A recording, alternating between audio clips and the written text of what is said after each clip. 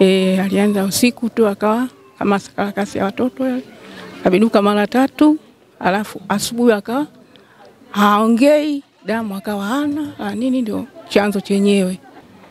Akaambiwa kwamba hatuoni matatizo yoyote, akatungiwa damu haitembei. Basi tukatolewa. Akawa anaongea, analia kama mdudu. Yani kama kuna mdudu fulani hivi unafanya basi hivyo baadaye aliyekatulia, lakini yupo hata nikitembea sehemu wapi, nikikaa nikirudi, huyu ajisaidii chooni, anaenda mwenyewe kwenye nguo.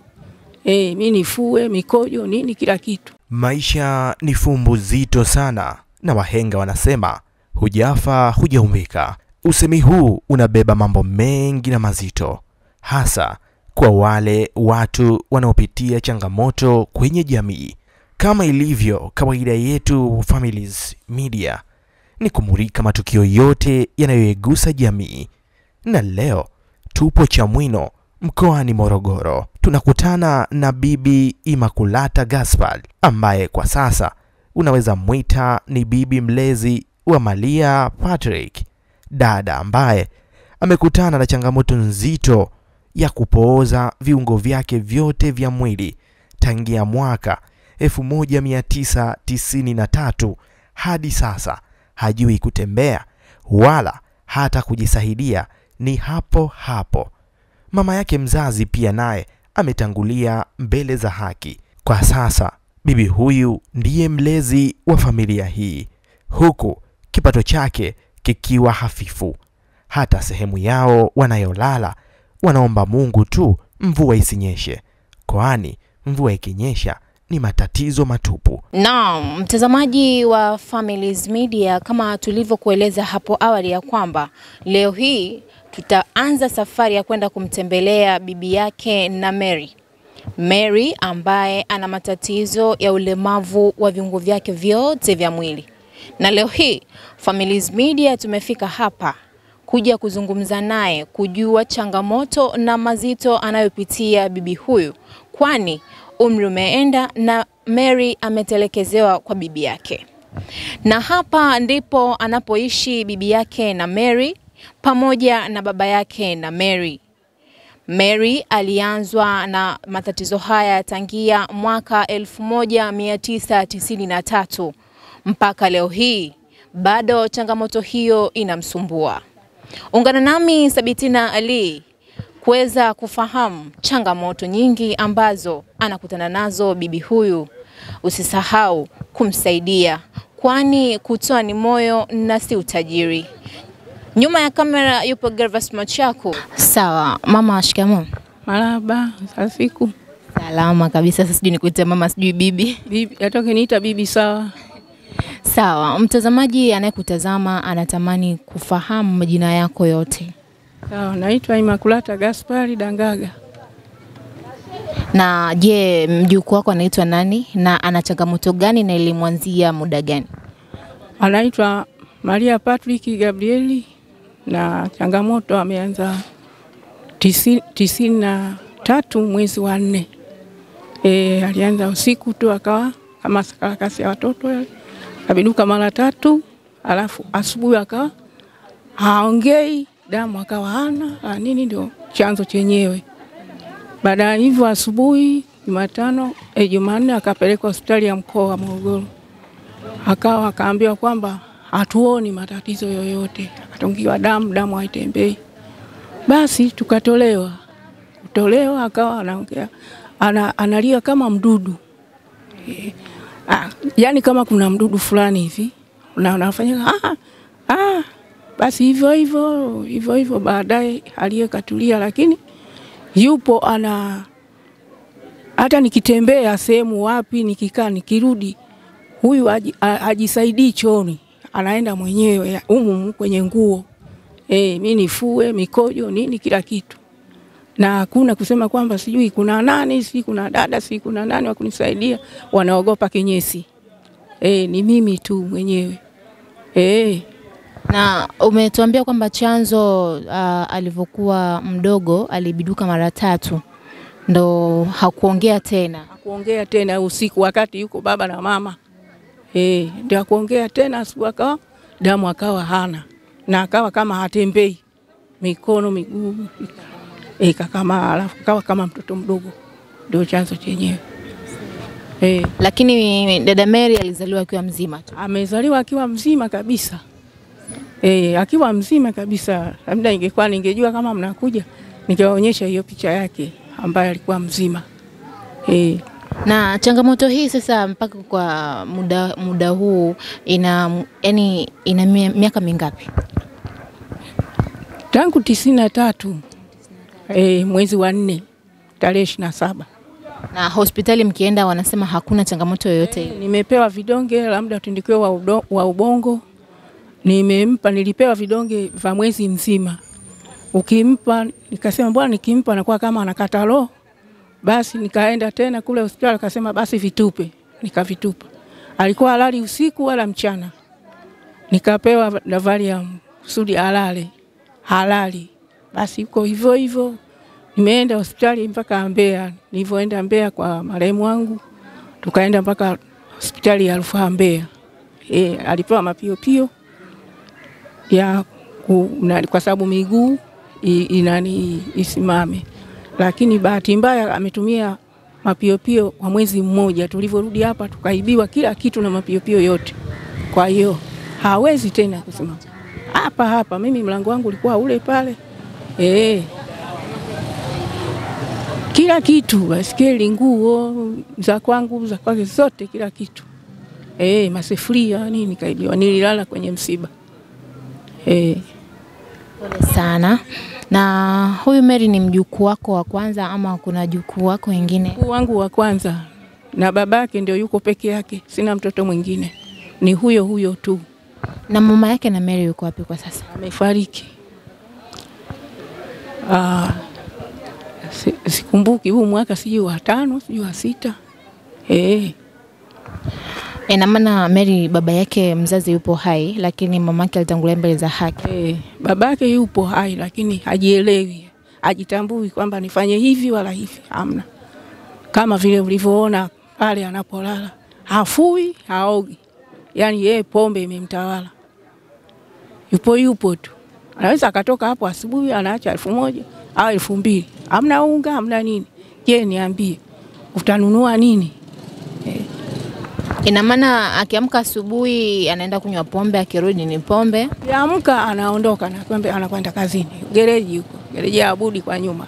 Lakini sasa chamana hakuna. Anaweza kukuachia 1500, 1000. Akuachia 2000 bahati yako. Na hakuna kitu chochote wala nini. Sasa mamangu utanunua mboga 2000 hiyo mafuta ya taa. Ya futa ya kula. Unaweza kula chukuchuku haya machumvi nini kasi. Yupo tu. Na hakuna siku ambayo anaweza kaamka akaangalia hali ya mwanae ikoje? Wapi. Hilo hamna. Na ni kwa nini uliamua kumchukua Mary akiwa mdogo? Nilimchukua bado yuko mzima. Nilimchukua bado yuko mzima. Unajua tena habibi mtoto mmoja naye sasa ngoja nimchukue mjukuu wangu nikae naye. Baada ya kukaa naye nikamrudisha hapa, mimi nikaenda shamba. Kuna mlima mmoja kule nyuma huko kama unaenda Rugungo, kunaitwa Mafulu. Wa matatizo haya yamempata baba na mama, sio kwangu mimi. Mimi nikaambiwa bwana mjukuu wako hali sio nzuri. Kwa nini? Anasema sijui. Haongei, bwana anaonekana kama damu hana. Kwa hiyo siku ile ilikuwa Jumanne. Jumatano mimi nikarudi nimefika hapa kweli. Nauliza majirani wanasema amelazwa. Nafika kule kweli damu haitembei. Amenyooshwa tu.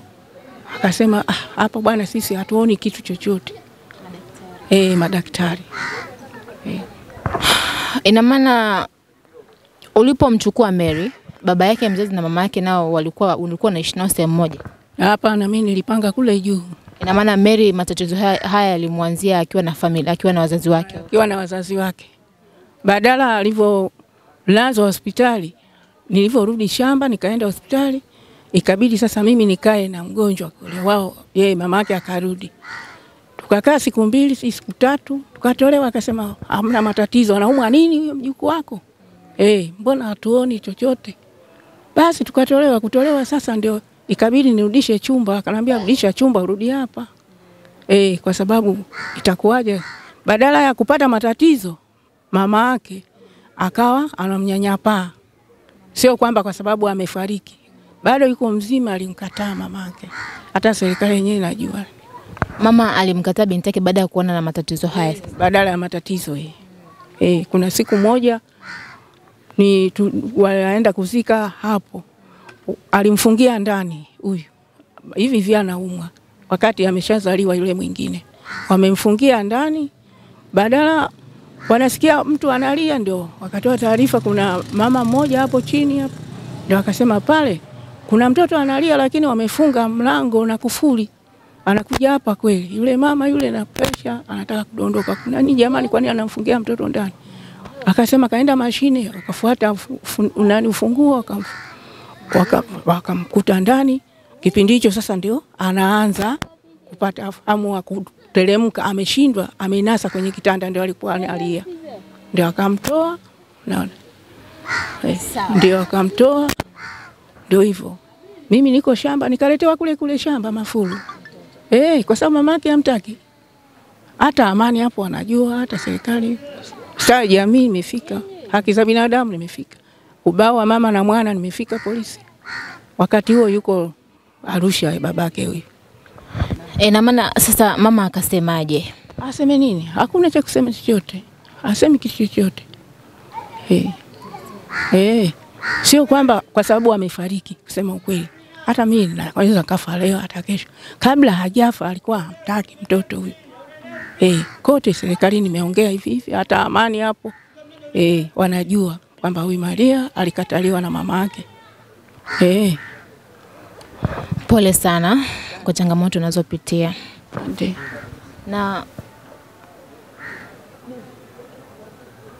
Na sasa ni changamoto zipi wewe kama bibi ambazo unapitia hapa nyumbani katika kumlea dada yetu Mary, na unaweza vipi kutafuta, na ni njia zipi ambazo unatumia kutafuta pesa kwa ajili ya kupata chakula na kwa ajili ya sabuni za kumfulia dada yetu?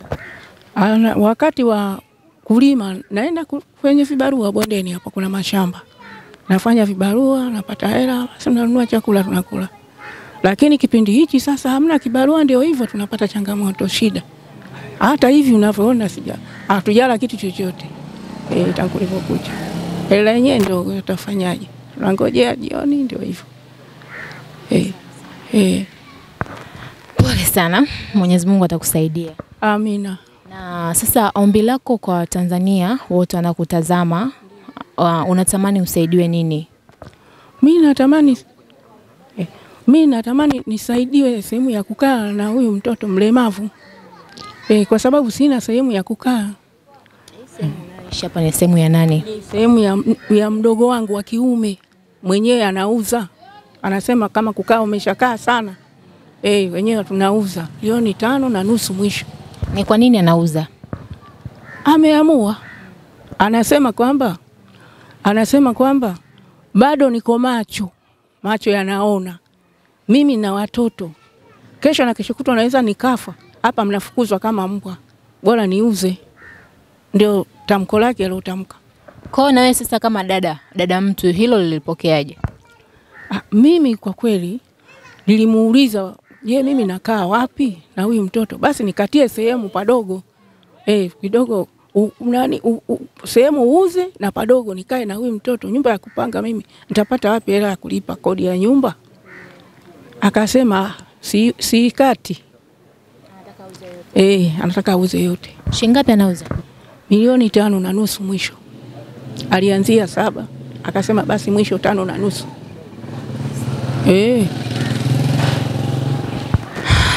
Sawa. Kwa ombi lako kwa Tanzania ni kusaidiwa sehemu ya kuishi. Niishi na huyu mlemavu, sina mahali pa kuishi. Nipo tu.